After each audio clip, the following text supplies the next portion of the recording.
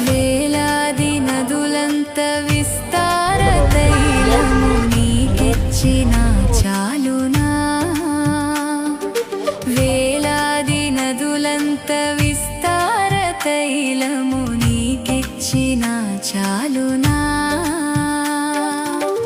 గర్భఫలమైన నా జ్యేష్ఠ పుత్రుని నీకిచ్చిన చాలునా గర్భఫలమైన నా జ్యేష్ఠ పుత్రుని నీకిచ్చిన చాలునా